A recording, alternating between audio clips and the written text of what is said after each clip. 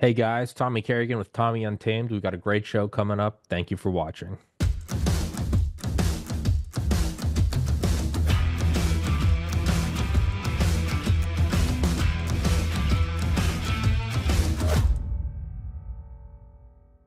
Like, how did I? No, it started with the LGB I got coin. like 20 with 21. Yeah, yeah. So yeah, no, that was you. You were in the first 30% or so. Yeah, I'm 1,700 episodes in, so it's. But I think you were in the first probably 500, which actually is. It sounds stupid, Dude. but it is kind of like in the as the show gets on, the range of like the OGs gets bigger. At first, it was like they're the first five guests.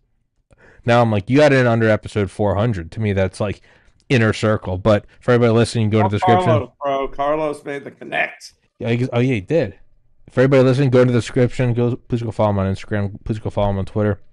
Talking about LGB coin, which yeah, that is how we got to know each other. Somebody gifted me LGB coin. I think, and for everybody listening, it's Let's Go Brandon when that started. And full disclosure, I did buy some last week. I just try to be on. The only report, the only currency I truly have with Oh, my get to the guesses. team, baby. Yeah, Let's but go. I always say this: the only true currency I have with my guests is that I'm honest.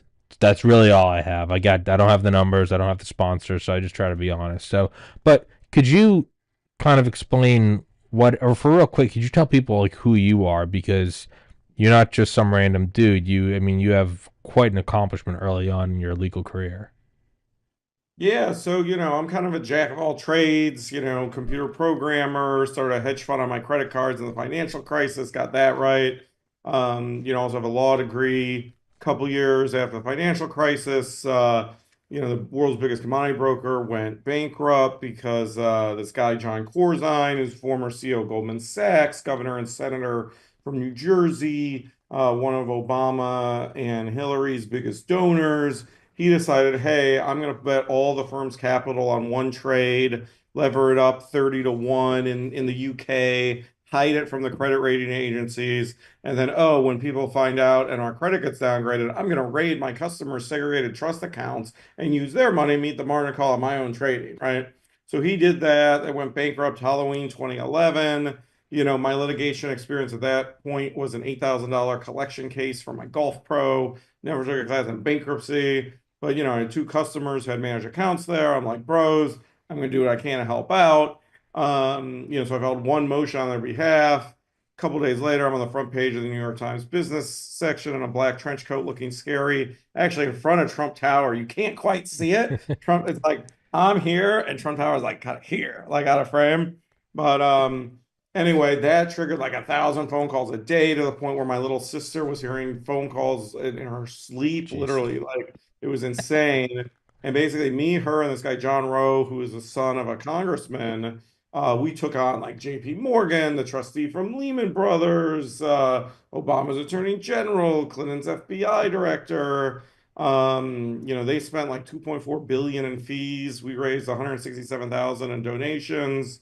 Me and, kind of my quasi-autistic fashion, guaranteed victory in national TV on CNBC without any malpractice insurance or any, experience or anything. But, we backed it up. We got people all 6.7 billion back plus 1 penny, 101 cents on a dollar. So that was fun. But anyway, yeah, on the 10-year anniversary of that, which again was like Halloween, 2011, I dressed up as this cool new meme at the time called Let's Go Brandon. So, it was me as the president of China. I had like a communist tank top, like Yeah. a big China mask, Xiao Jinping, right? And then a blow up doll that was then wearing a Biden mask, and had a sign around his neck that said, Let's Go Brandon. And I just got a new car. I had this buddy, Josh. He's a MAGA guy. He was flying back from New Jersey. I had actually bought the car in New Jersey because they wanted a 20% premium to MSRP down here in Miami, right? So I took my little 8 pound dog. We flew up to New Jersey, bought the car, did like a 6,000 mile road trip. So all of my clients and stuff that I hadn't seen in a couple of years because of COVID, right? Raised a couple $100 million actually on the road trip. It was very productive, and my Jeez. dog liked it. But anyway, I'm ordering my I always order Halloween costumes like, a week or two before Halloween to have it like, Have it top ready. and culturally relevant and whatnot, right?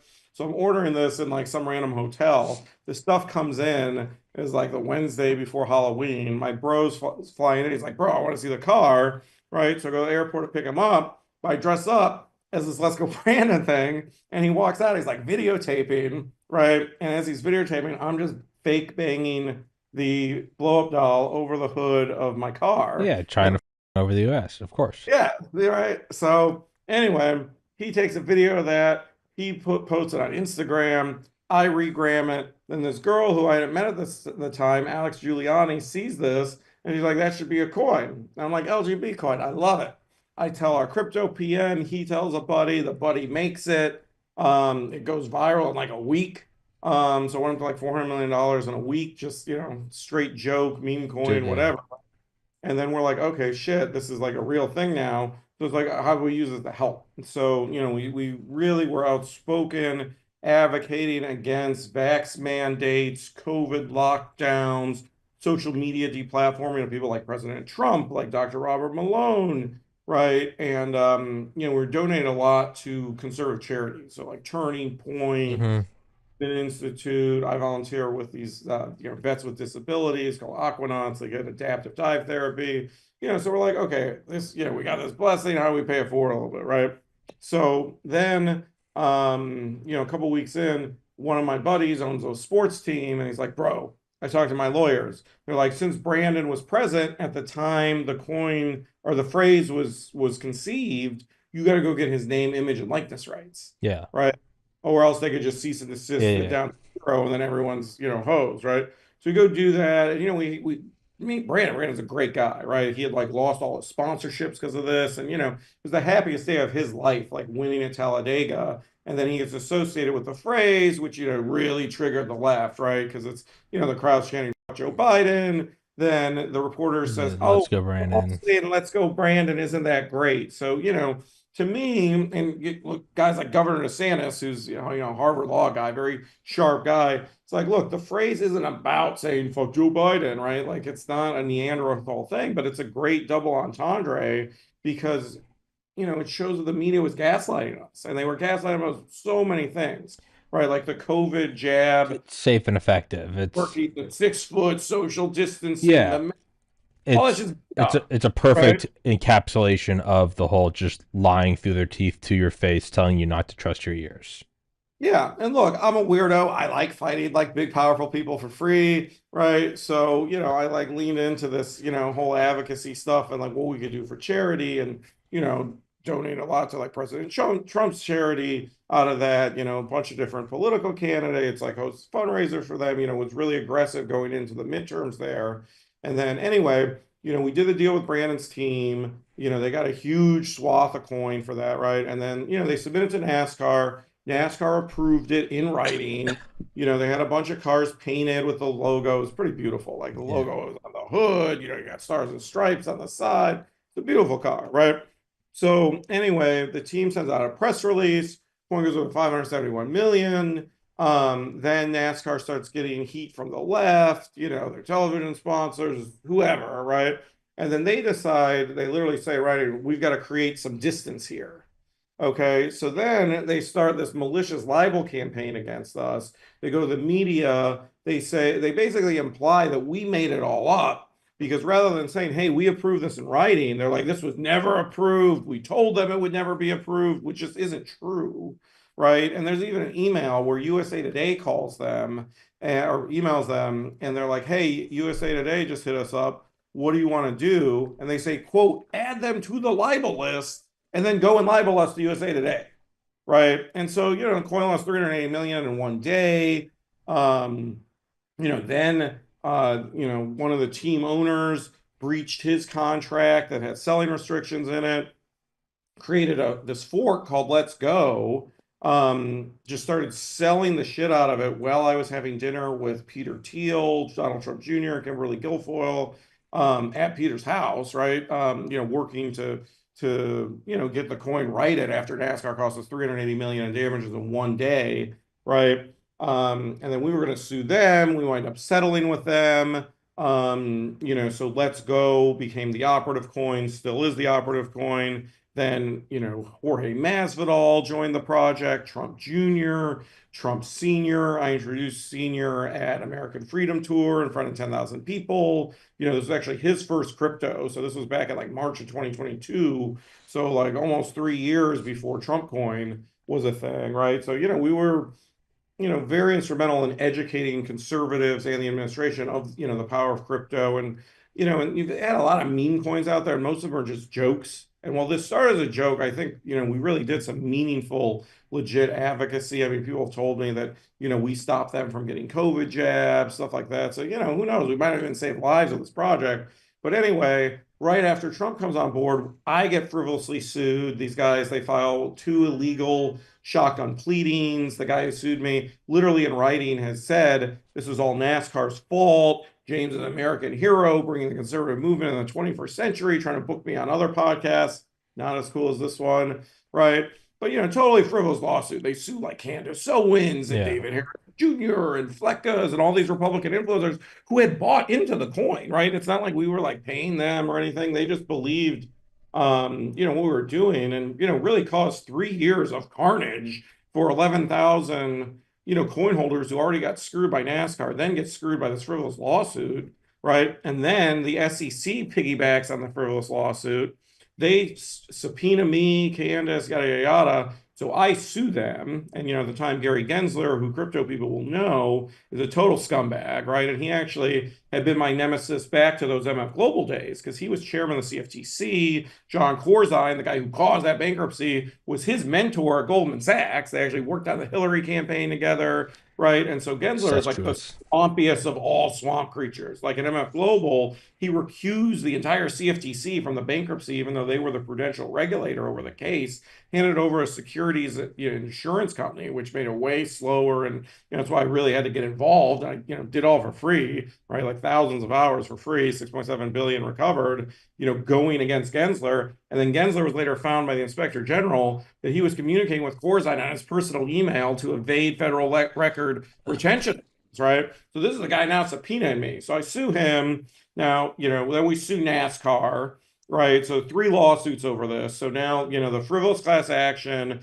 it's like 28 of 29 defendants are gone. Of course, we have an Obama activist judge who even after now after I sued the SEC actually has closed the investigation, said we can't even make a good faith allegation that the coin is a security. We can't make any allegations of wrongdoing, right? And then this Obama judge hurries and tries to certify a securities class action against me, even though the guy suing me admitted like 8 different times that it's not a security. They admitted in their complaint. They admit I reasonably rely on NASCAR. There was one guy bragging that he insider traded the coin, but that's okay because it's not a security, right? And then this Obama judge is still trying to mess with me. So that's not going to the 11th Circuit, but I beat the SEC.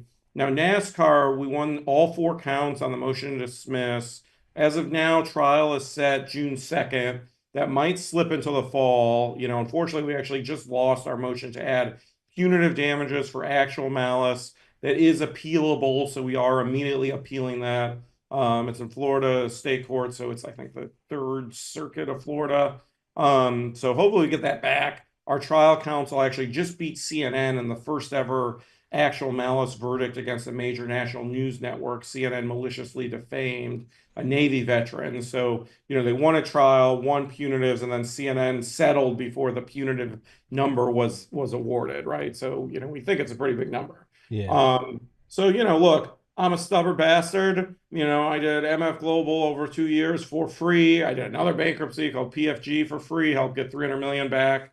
This one, they've come after my company, they've come after my reputation, they've come after 11,000 conservatives who, believe in what we were doing in terms of advocacy. So this all gloves are off on this one. So we And appreciate you joining the project too. of course, and but no, I mean, you are an inspiring person, and I mean that as someone who started the podcast like right when COVID started, and I got banned from everything. Like before Dr. McCullough and Dr. Malone went on Rogan, they'd been on my show several times, and I got banned from YouTube with them. And like I do I know, remember that. yeah, I do. I can actually say like I know what it's like to go up against I mean, I mean, what's the market cap of YouTube or it's Meta or Alphabet? Then we know that the CDC, the DHS, the WHO, we know through the Twitter files, we know that they had backroom portals into YouTube, into Instagram, and allegedly they had all I know what it's like to kind of go up and there's nothing to appeal to. You go, well, who do I talk to? You go, and this, and you get, they go, shut up, and you go to Rumble, and Rumble's grown leaps and bounds. But 4 or 5 years ago, you're like, what is this? Like, why shouldn't I just fold? And I know what it's like financially to like meet all of YouTube's requirements for getting monetized, and then them banning me. Like, I do know what it's, and I would say it's worked in that I've maintained my soul. I've somehow managed to make it so it can pay rent, and I have made all these great contacts, and the show's growing. And I think ultimately I'll look back and say this was a blessing. It made me work harder, made me rely less on algorithms and blah blah blah. But it's actually kind of a rare thing where I can say no, I do actually know what it's like to go up against these monolithic $1 trillion behemoths, and to do it, and to know you're doing the right thing, and to actually go, man, are they going to screw me? I was with Dr. McCullough once, and he's like, yeah, I mean, they might just kill me. He said that about him, and I was like, yeah. And he's like, and you, and I was like, all right. And like that could, I mean, whatever. My point is, but you won, and to me, that's like a wildly optimistic thing. I mean, I wrote an essay in college about Tank Man in Tiananmen Square, and how the Chinese didn't win because that image got out. Sure, they killed the guy, but the image got out, and it's still to this day it's up as a meme of like what it means to stand against the undefeatable, the ineffable power. And when I look at something like you winning against MF Global, I do look at it as like an inspiring thing to be like, no, you can do the right. I wouldn't say I've won against YouTube. I haven't gotten a penny from them, but in my own way, I know I have because the show's still here. It's still moving forward. But I think in general, so if people ask you like, well, then why are you going after this coin? It was a meme. It's not about that, man. It's about there really is this last 5 years for me, and I can speak for only myself, has truly kind of showed me it's not your turn. You take what's yours or it's taken from you. And if you can't defend what little thing, Tommy, why don't you just, because this is my podcast, this is my thing, shut up. Like, this is my thing, and it's my baby, and I will defend it to the death.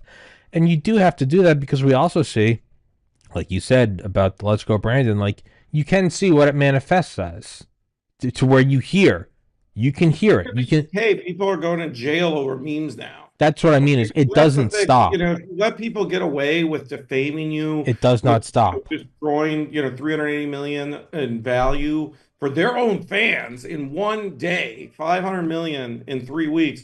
You let them go get away with it, then it never ends. It gets No. worse, and then you're going to jail for a meme is the next step. So you know what? Rights only exist as long as you're willing to fight for them. And Yeah. and look, there's no pride in being a martyr, right? And No. look, people, they cost me a lot of money. They damaged my business, damaged my reputation. I get libeled by my neighbors. I mean, like a lawyer here wrote like a 48-page letter accusing me of being a fraud and stuff. I mean, but you know what? I'm suing him too. Okay. And when you work as hard as I have to help people and to earn a sterling reputation and do everything right in the asset management business for 17 years, you libel me, you're gonna regret it.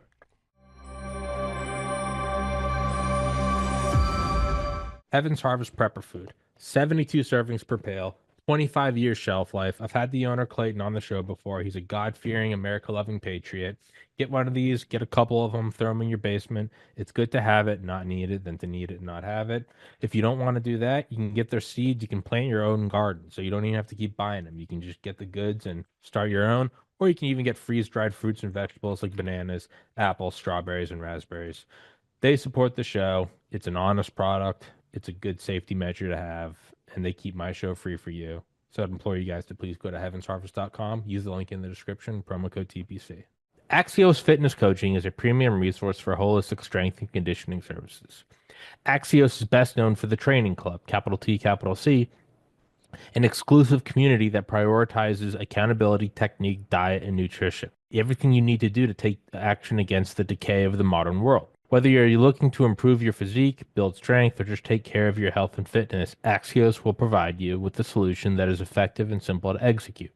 All you need to do is complete the intake survey, and you can see if you're a good candidate for the training club or any other of the services. And it's going to sponsor the show. So, one company falls off, another one arises. So if you guys like the show, you want to work out, throw the show a couple shekels.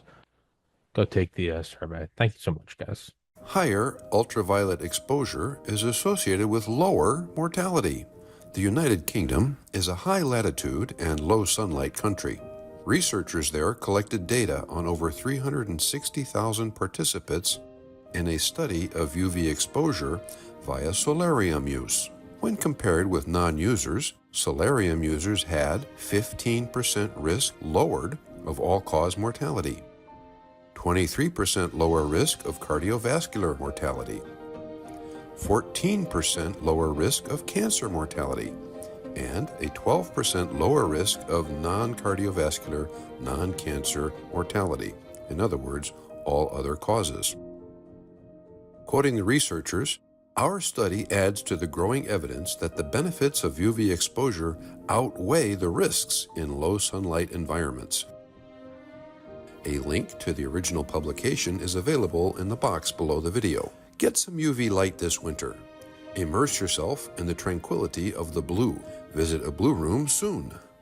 www.blueroom.com.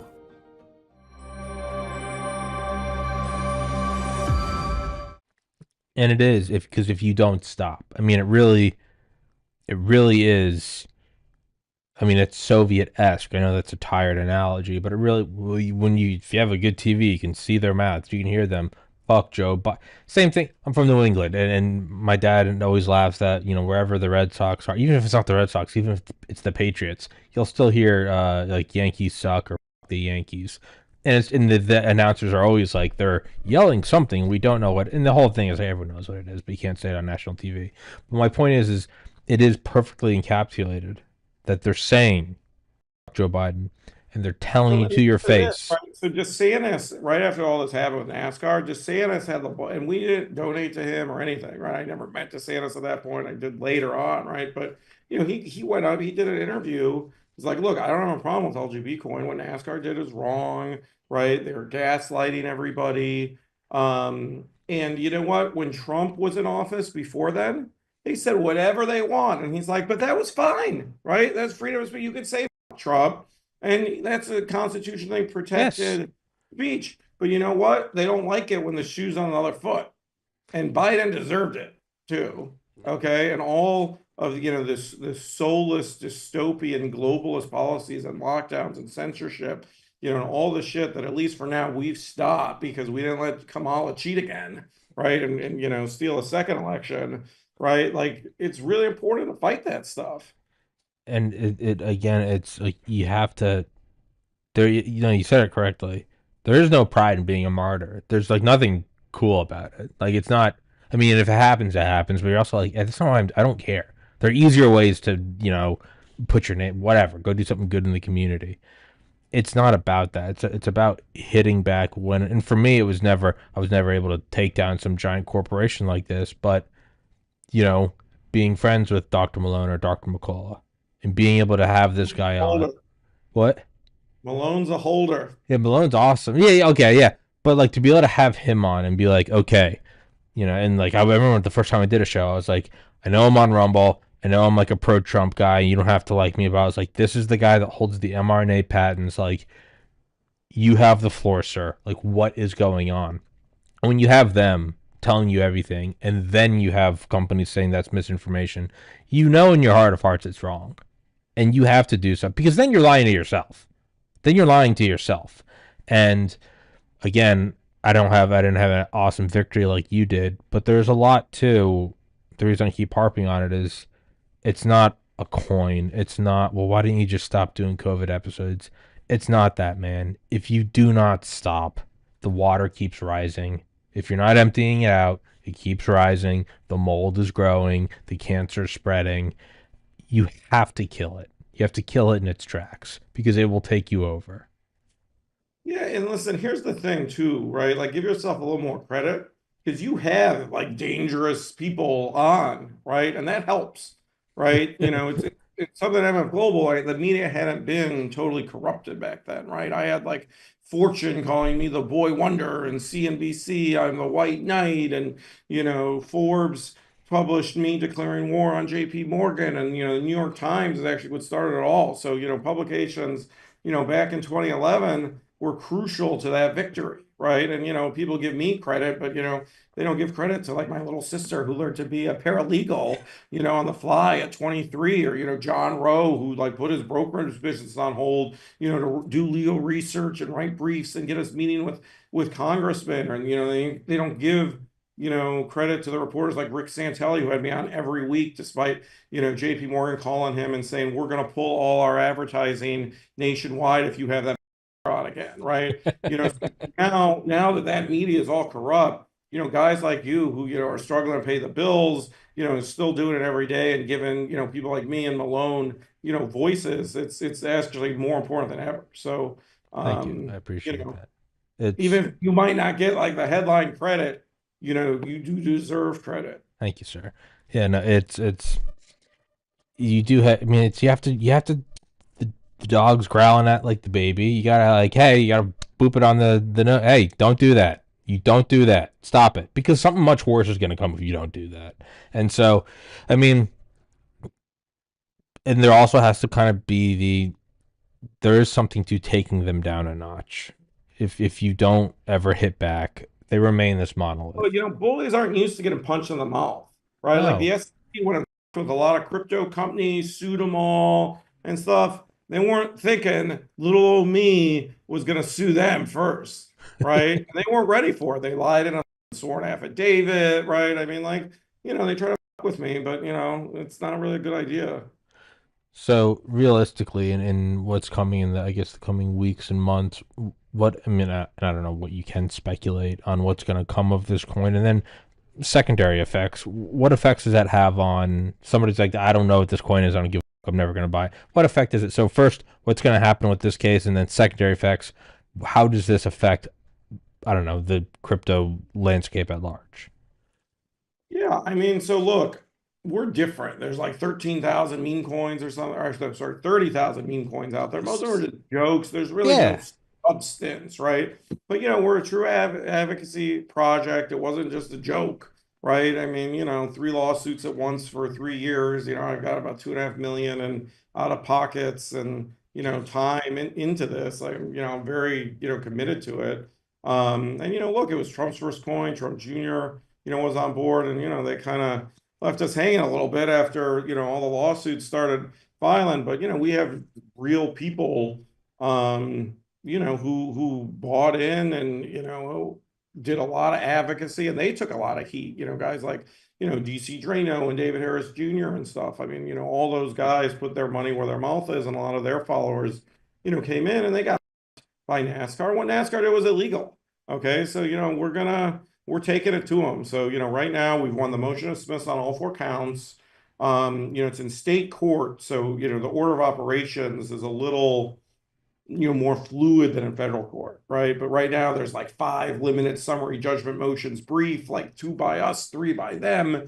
We've got this appeal on whether or not we could pursue punitive damages for their actual malice at trial. There's motions on, they're called motions eliminate, which are things that you move to have the judge exclude from the trial. So NASCAR actually has asked the judge to not allow me to give my background and talk about my pro bono work at trial. Literally, NASCAR doesn't want the jury to hear all the free work that I've done for, fraud victims. Wait, that's it's like I did an episode the other day of the guy who's like, researching the assassination attempt on Trump. And I had my buddy Dale on, who's the youngest ever member of Delta Force, CIA Ground Branch, Black Ops. And I'm talking to the other guy, John Cullen. And then I realized halfway through, I'm like, wait, I'm good friends with Dale. A lot of people don't know who he is. I'm like, in case anyone's wondering who this dude is with the handlebar mustache, this guy has been an assassin for 40 years doing Black Ops shit. Imagine if somebody told me I'm not allowed to just real quick verify who Dale is. Why is he here? Because otherwise, it's like, who's that guy? Is that my uncle? What is he doing? How is that not malice or deception. I don't know anything about law. I have a biology degree. How is that not deception or libel or slander or Yeah, I well, it would be withholding relevant information, right? But our judge has been a very like, stern but fair judge. sure? I don't think that she's gonna grant that motion to exclude it, right? But we'll see. Trial right now is, it's set for June 2nd. I imagine that's gonna slip probably until the fall, like towards the end of the year, because this appeal on the punitives. But I think it's worth watching. I think it's worth to see if we can get another David versus Goliath and beat a multi-billion-dollar corporation who thinks they could just screw over 11,000 of their fans and libel people without any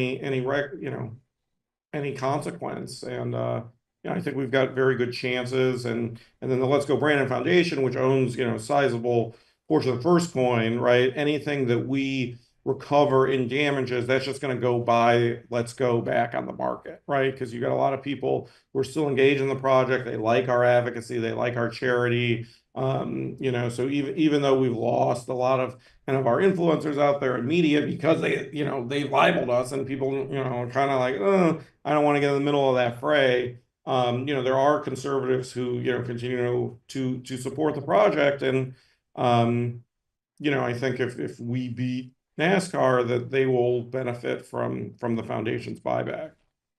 And then, and I don't know if you can even predict it but what would be the secondary effects? A court case precedent happens, and then that ripples throughout society and over the decades. What would Yeah. be, if any, what would be the effects?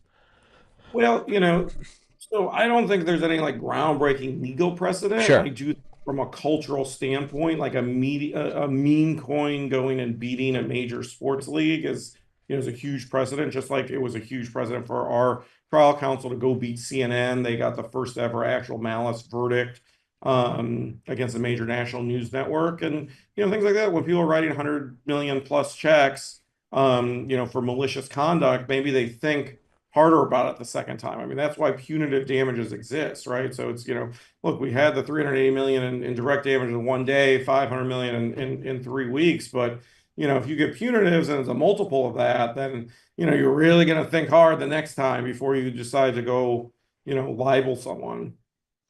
Yeah. No, I mean, I get that. And then for kind of, the way I look at it is obviously I hope it works. This podcast has been cobbled together by a series of miracles and luck. And I'm starting to think it's less and less luck. The more times it happens, I'm starting to think it's God or someone looking down on me.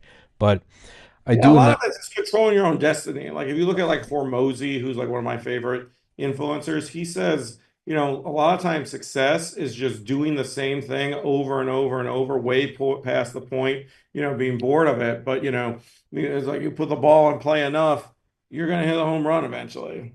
I feel like it's opening a safe. It's like you can sit there. Sometimes I forget my safe combination, but I'll just be like sitting there, like, turning it, and then finally you start to feel it, just the smallest amount of resistance.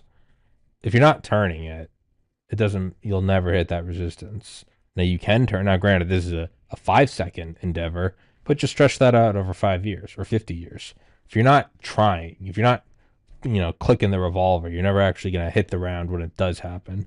And that's kind of how I look at it. And I think I was actually saying this with Dr. Malone last week.